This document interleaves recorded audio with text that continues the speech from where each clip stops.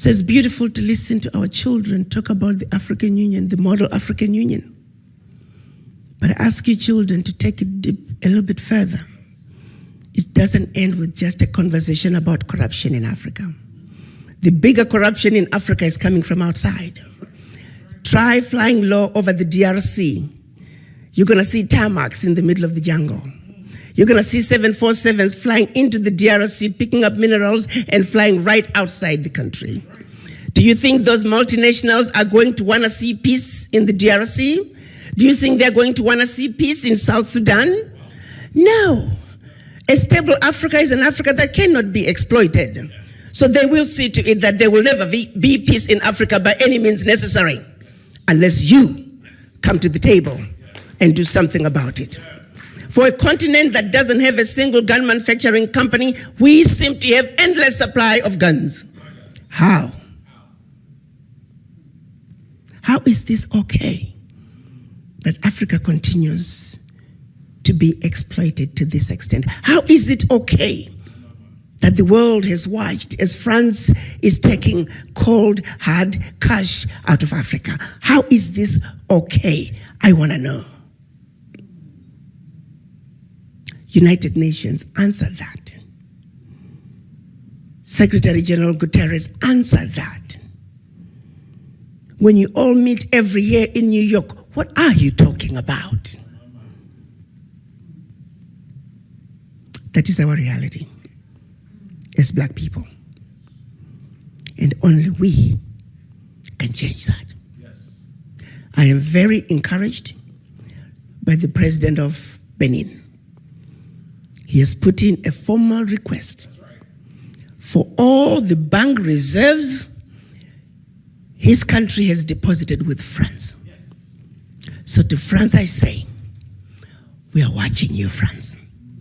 There better not be a coup in Benin, because that is your modus operandi. There better not be any instability in Benin, because that is your modus operandi. I'm hoping that the rest of the West African countries, quote unquote, former French colonies, can also demand a refund of their deposits. Africa is on the move. Let's join hands. Let's support those countries in what they have started. And since I'm standing here in a historical Black college, that education and understanding is start with you, our youth. This is a fight that I know very well that we will not be able to finish. But golly, we want to make sure that you understand fully what is going on. So when we pass the baton, you understand the issues. No more shall we continue to be ignorant. Our eyes are open. We know our Africa. We are going to reconnect with our roots. African Americans, you must understand there is a void that is deep in each and everyone's subconscious. It is a void that affects everything you do. First, you must understand you have that void. In this country, with the exception of the American Indians, everybody is a foreigner. And everybody has their roots outside the United States. And the rest of the races are connected to their roots, with the exception of the African Americans. You're too busy running away from your roots. You're busy denying who you are. Well, guess what? It is what it is. You are an African, and Africa is home. And the sooner you wake up and realize and accept that Africa is home, the sooner you're going to fill that void. For as long as that voice is in you, you're always going to be like a ship without an anchor. The wind blows this way, here you go. The wind blows the other way, here we go. Find your base. Go home. Africa is where you belong. And Africa is where your roots are. Thank you. But as I began to make a diagnosis, I analyzed the situation, and my final assessment was that the ignorance that the world has about Africa is the disease that I must fight. So I set out to have a plan, and I began implementation Because it is only when that disease is treated, it is only then and only then can we embark on a true healing path for Africa and her children. I'm going to ask you one question. If I were to ask you right now, all of you, what color is the devil? I want you to answer that question to yourself. And I'm going to pause for 2 seconds. Let me guess. Most of you said black, didn't you? And then I'm going to ask you another question. What color are the angels? Let me guess. Most of you said white. Who has seen either?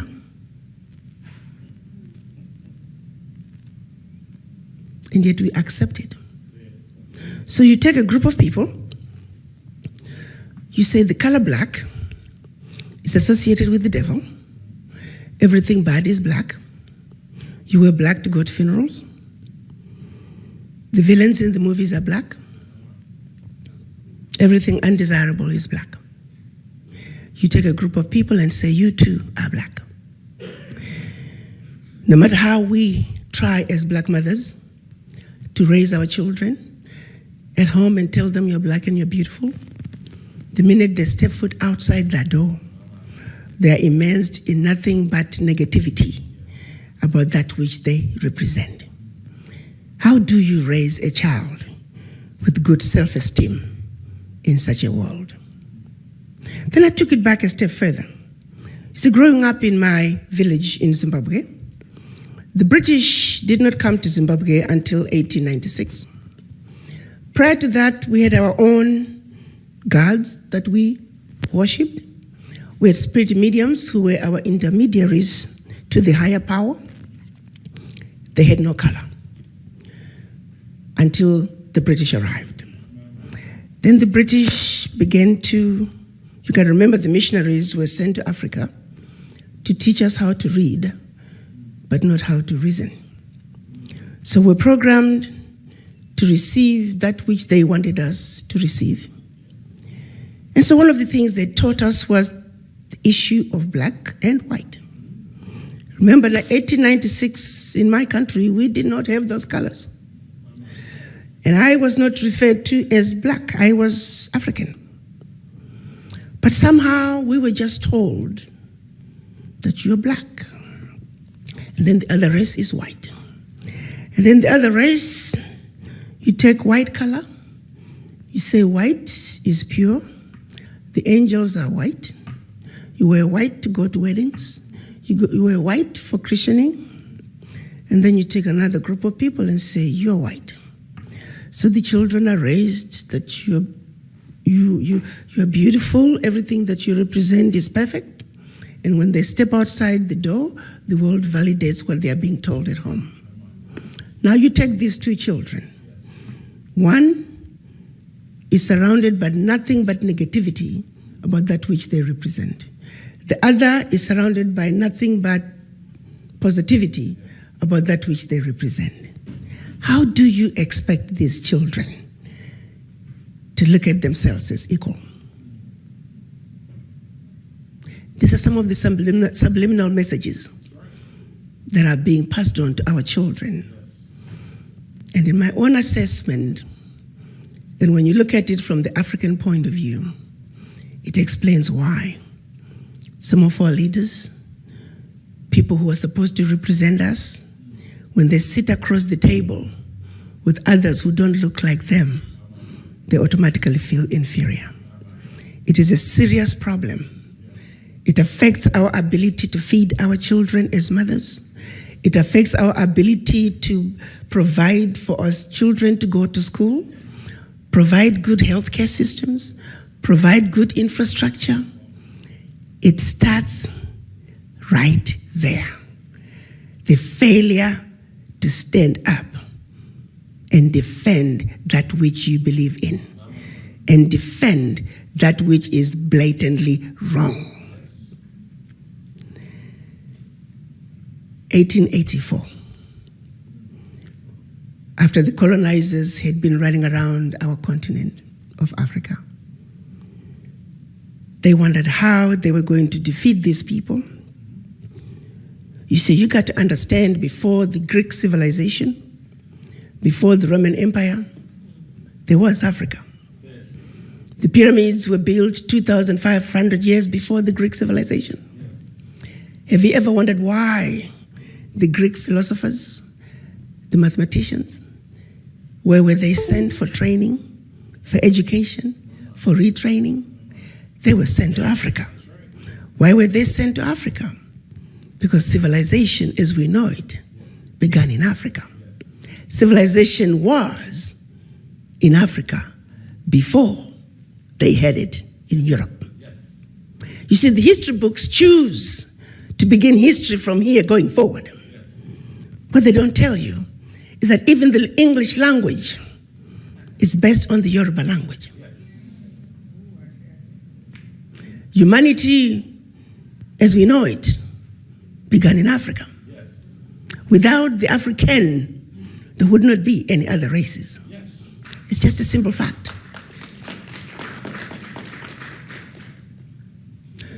So they came together and set out a plan. Prior to 1884, you got to remember, Africa was made up of powerful kingdoms. The countries that we know as African countries today did not exist. So if you're going to be doing your DNA testing, I urge you, don't settle for I'm from Nigeria. Settle for what is my kingdom.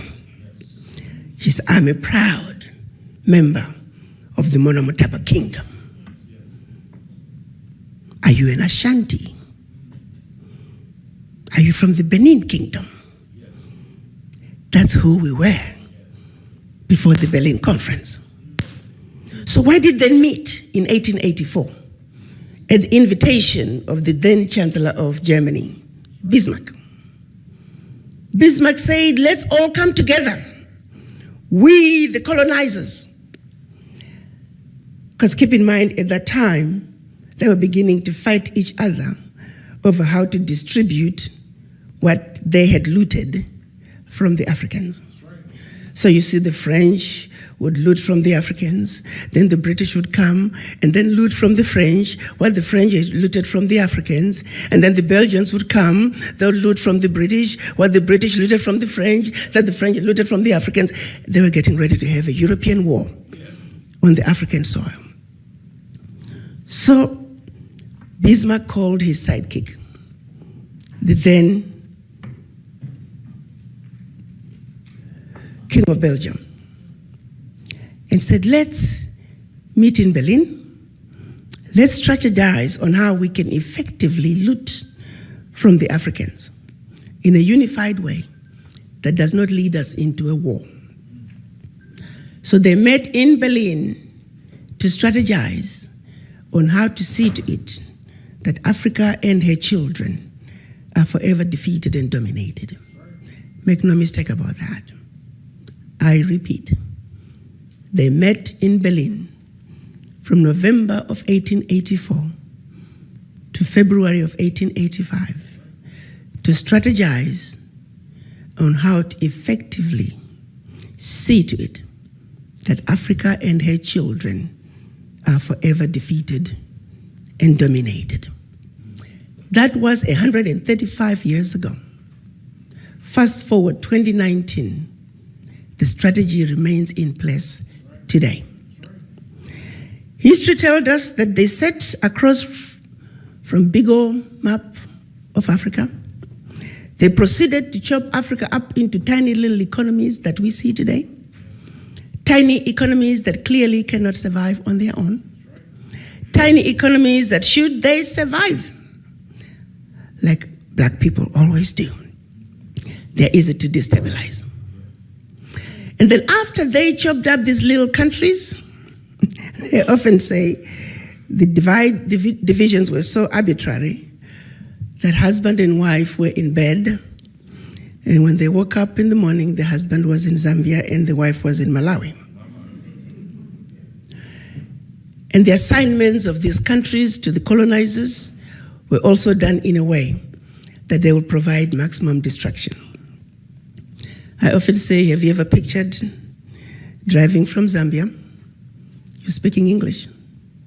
Pretty soon, you're in Angola.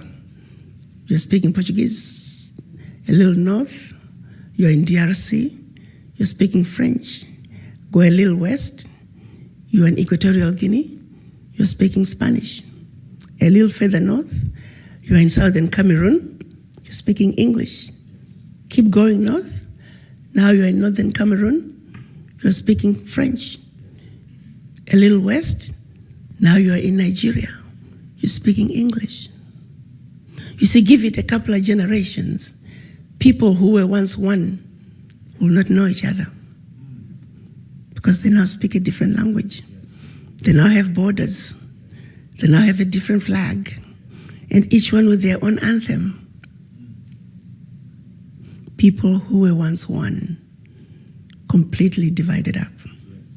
It was all by design. Then they take those little economies and gave them the same sovereignty on the world stage as the big boys. How do you take Central African Republic and put Central African Republic on the same stage with China and say negotiate? How do you take Malawi and put Malawi in the same room across from India and say negotiate?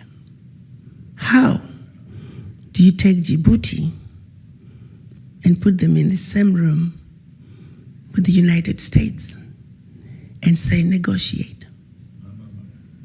Africans are defeated before the game even begins. I often use an example of taking my poor husband, if you knew him, and put him in the same boxing ring with Mike Tyson.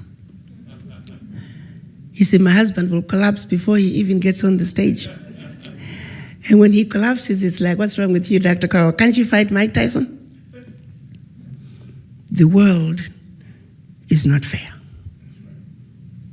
So when we find ourselves being thrown, oh, African leaders are corrupt. Oh, that's a big one. They will hit you with that every time. And every time it's supposed to be a conversation stopper about Africa. You see, after they divided us up into the tiny little economies that we are today, then between 1958 and 1961, they started giving us quote-unquote independence. France did something absolutely deplorable. Made the former, and I'm going to use the word former loosely, French colonies, because they still are colonized, sign a document which they called the Pact for the Continuation of Colonization. Dig this. On one hand, we're giving you your independence, but on the other hand, sign this document that you are agreeing to continue to be colonized. So two countries said, no way, Jose, we aren't doing this, Guinea and Mali. The French could not understand it. How could an African country dare not want to be affiliated with France? So in their anger, history tells us that they went into those two countries, took everything that they thought they had brought. To hear Mugabe put it, they even took the last teaspoon and the last chair, proceeded to pour concrete into the sewage pipes, completely devastating the two economies. This was also done as a way of letting the other countries know that should you refuse to sign this document, this is the fate that awaits you. So the rest of the country signed. Fast forward, 2019, the Pact for the Continuation of Colonization remains in place. What is special about this? The Pact for the Continuation of Colonization said, 1, you Africans, you do not know how to manage your money. You shall deposit 85% of your bank reserves with the French Central Bank under the control of the French Minister of Finance. The French government will take all your monies, collectively invest your monies in the French stock market under the French name. And you don't have to know what the returns are. Should you wish to access some of your money, keep in mind that countries are now left with only 15% of their reserves. You have to submit your country's financial report. And if approved, you get to access up to 20% of your deposits from the previous year as a loan at commercial interest rates. I'm going to repeat that. Should you want to access some of your own money, you have to submit your own country's financial report. And if approved, you get it as a loan at commercial interest rate. So you go from having a humongous credit with France to now owing France for borrowing your own money, a loan that you'll never be able to finish paying. They also said, all your minerals discovered and yet to be discovered, French companies have the first right of refusal. You go to those countries today, all major contracts, French companies have the first right of refusal. The water supply, the power supply, the mining fixtures, the oil rigs, roads construction, airports, French companies have the first right of refusal. If anything is left, the people in your country may get it. They also said, your military can only be trained by France. You can only purchase military equipment from France. France shall have military presence in your country and can invade your country without notice if France feels that her interests in your country are being violated. What constitutes a violation? If you decide to pull from the pact. Keep in mind, as part of the financial situation, France also created a special currency just for West African countries and Central African countries that is called a CFA. And that France is the only country that can print your money. So a violation would constitute an African leader saying, I no longer want my money printed by France. I'm going to start printing my own money. That's a violation, and it can call for France invading your country. In the past many years, we've had 67 coups in Africa out of 26 countries. Of the 26 countries, the coups, 16 coups, 16 countries were former French colonies. To date, 22 African leaders were assassinated during a coup, documented all of them.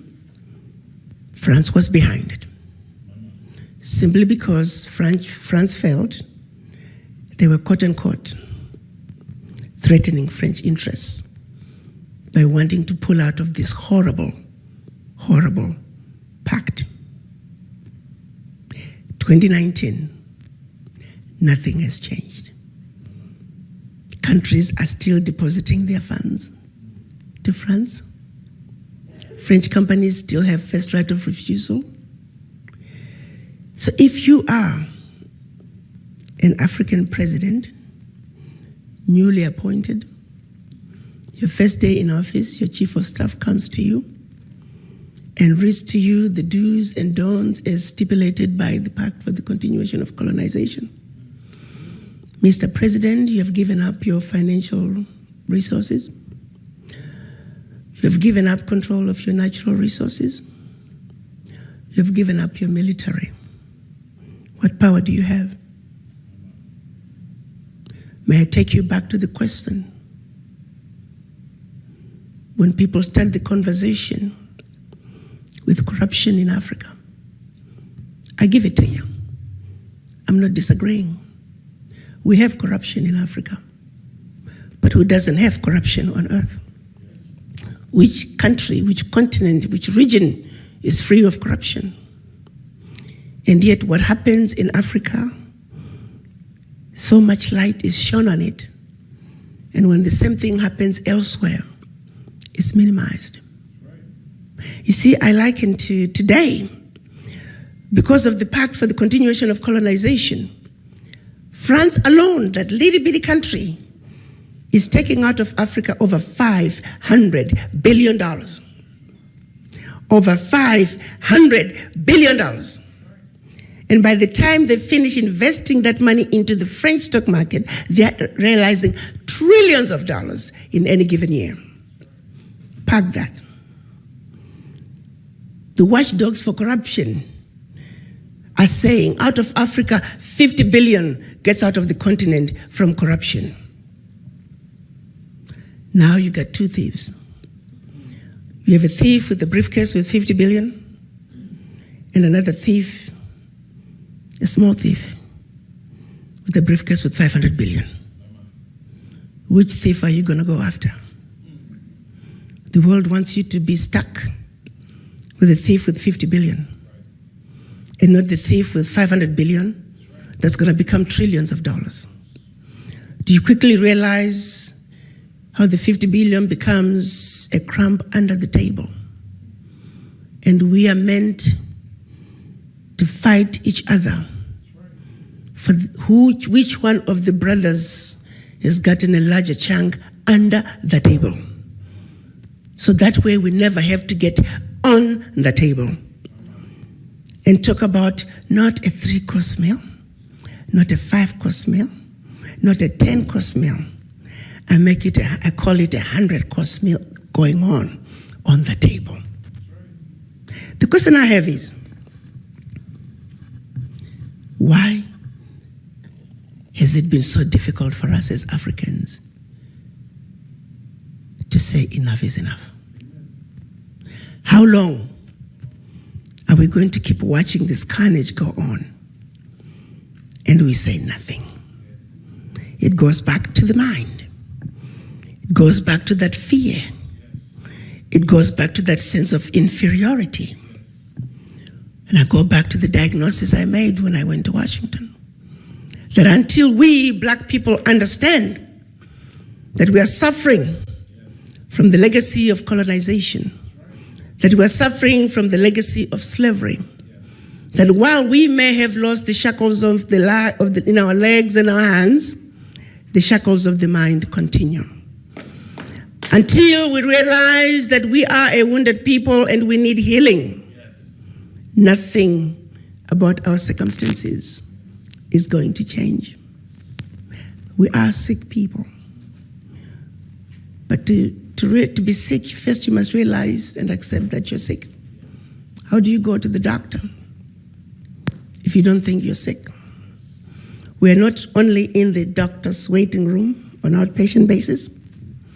We're not even in the hospital in a general ward. As black people, we are in the intensive care. And we need to realize that.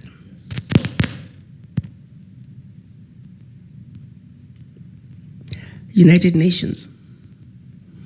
It is a body that's supposed to be the watchdog for human rights violations. France is on the UN Security Council. And you see me pick up on France. There are other colonizers too, who are still colonizing Africa. But France did something extraordinary through this pact. We're talking cold, hard cash out of Africa. That we must stop. And immediately, we must do that. So France remains as a member of the UN Security Council. And yet France today remains one of the biggest perpetrators of human rights violations in Africa. And everybody is giving it, the world is giving it a blind eye. France remains the biggest risk to peace and security in Africa today. And nobody is talking about it. So I decided that if I am going to deliver on my mandate, As the African Union representative to the United States, our people must know the truth and nothing but the truth. That no more shall we continue to be fed lies or be fed information that the powers that be feel we must know and stop there. We will know the truth. And so it is. My first video was addressed to the African diaspora to precisely put things in perspective, starting with the Berlin Conference, the Pact for the Continuation of Colonization. 1963, when our Pan-African leaders got together in an effort to undo the Berlin Conference, but they failed. Because when they went to Addis Ababa at the invitation of Emperor Haile Selassie, they were divided. We had the Pan-African group that said, Africa for the Africans, African Union now. There were only 7 countries: Ghana, Guinea, Mali, Egypt, Morocco, Algeria, and Tunisia. The rest were the nationalists, the Monrovia group. They said, let's go slow. So it is, they won. We often say Africa lost when the Pan-African group, the Casablanca group, lost. Year in, year out, the leaders came up with a compromise which they called the Organization of African Unity. They meet twice a year to discuss issues pivotal to the continent. The issue of an Africa speaking with one voice was tabled at every summit. And year in and year out, they failed to reach consensus until March of last year, 2018, when we finally agreed on what we are now calling the African Continental Free Trade Area, where Africa is now saying enough is enough. Africa must speak with one voice. That's the only way for Africa to take her place on the world stage, is when Africa enters the world stage as one giant Africa. So it is July this year, the African heads of states officially launched the African Continental Free Trade Area. And beginning July next year, Africa, the sleeping giant, will enter the world stage as one customs union.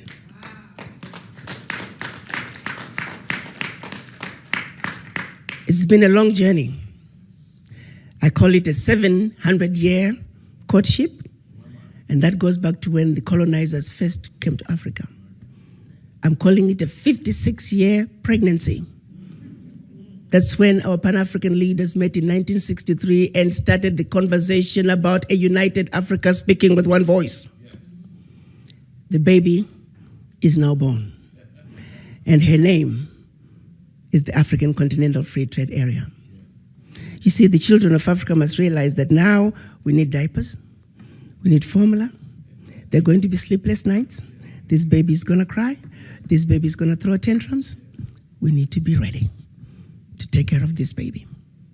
And the only way to effectively take care of this baby is when the children of Africa are walking and get rid of the shackles of the mind. Because if we do not wake up as a race, if we do not realize that we are suffering from this affliction, if we do not seek the help that we need and the healing that we must have, guess what's going to happen come July?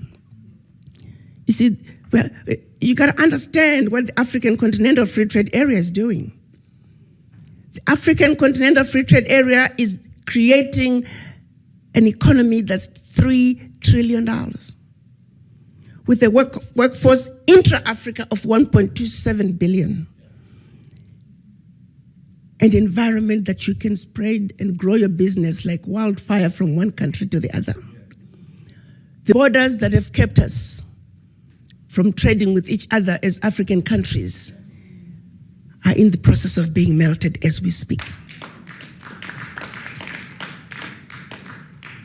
Beginning July 9 next year, 90% of all goods being traded within Africa are going to be zero duty.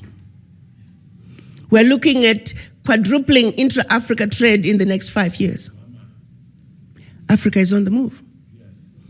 The question is, are the children of Africa ready to step up and take what is rightfully yours. You got to understand, around the globe, as black people, the reason we are so disrespected is because we're poor. Most of us don't own anything. Singularly, while we were given our independence, the one thing that was denied from us is economic liberation. The African heads of states are saying, African wealth belongs to the African children. The African Union defines African diaspora as all people of African descent living outside Africa. The African Union is calling on its children to come home and, for a change, build the Africa that you want. The colonizers have been building the Africa that they want. The game is up. You see, you don't go to China and find black people driving the Chinese development agenda. You don't go to Europe, you don't go to Mexico, India, and find black people driving those regions' development agenda. The reality is, you must not, cannot, should not, and golly, will not go to Africa and find non-Africans driving the African continental development agenda. Unless, of course, you, the children of Africa, the inheritors of Africa's wealth, choose to vacate that place that has your name. The choice is yours. The environment is ready. And so, I'm on a mission to see to it that we, people of African descent, truly understand our Africa. Truly realize that we have been lied to, but that we are smart enough to know better. That we have been sleeping, that it's time to wake up. You see, a united African diaspora is a sleeping giant. It is the sleeping giant that is needed to bring the sustainable change that Africa desires.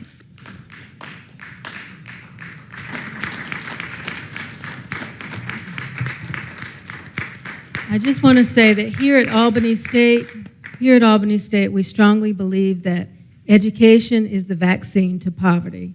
And so we stand with you, we stand alongside you, and we support your mission and your fight.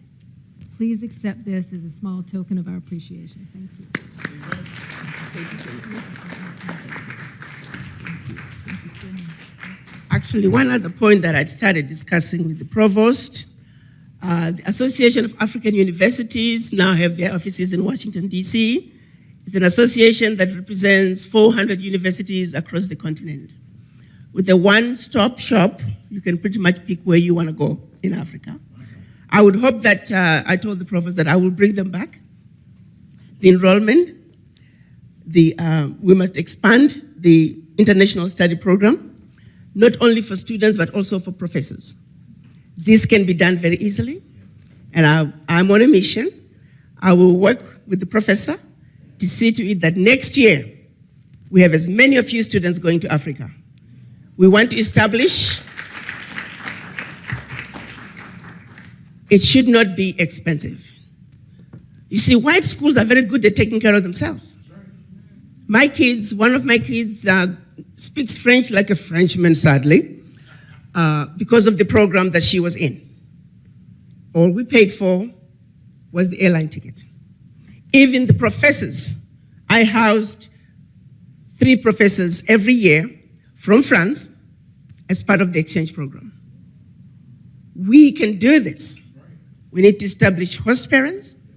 We need to start host parents in Africa and here. The schools must commit to accommodation. There are organizations that when we work together, our students should never have to struggle. There are airlines that are making money out of going to Africa. Let's hold them accountable. There are businesses making money in Africa. Let's hold them accountable. There are very different ways that we can see to it that our children get to where they want to go. I want to give you my word. I am going to fight to see that our children go to Africa. And Provost, you have my word. Assistant, you have my word. We are going to Africa next year. Plain and simple. Thank you.